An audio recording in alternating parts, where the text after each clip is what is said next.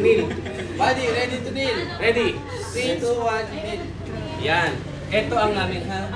Now, tandaan nyo, mahalaga dito ang tinatawag nating turning muna. Kasi hindi mo pwedeng basta-basta ipasok kami sa ilalim. And you have to turn the patient. Maliban na lang if the patient is suspected of spinal cord injury.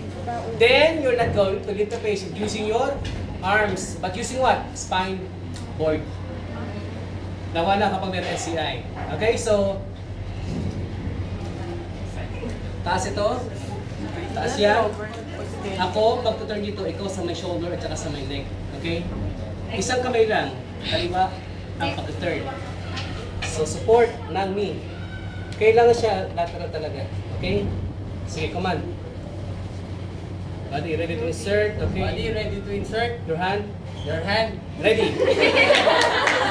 Body ready to insert your hand. Ready. Ready. Kaliwa. Go. Okay, kaliwa.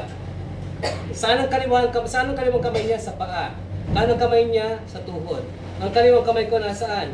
Nasa may puwet. Ang kanang kamay ko nasaan? Sa hips. Ang kaliwang kamay niya, thorax. Ang kanang kamay, neck supporting the head. Do not let the head lag down. Tandaan niyo yan, ha? Do not let the head lag down. Okay? Pasok ko na? Pasok ulit?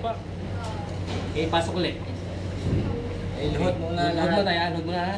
Then kung ano yung nakaangat kanina, hindi nyo Okay. pagpapatungan ng Pag-angat nyo, sabayan. Pag-angat nyo, sabay din ang tuhod. Angat. Para may patok sa lap. Okay?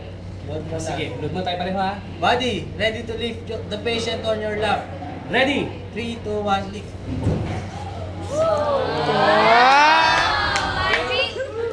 Body, ready to lift. Ready? 3, 2, 1, lift. Body, clip. 3, 2, 1,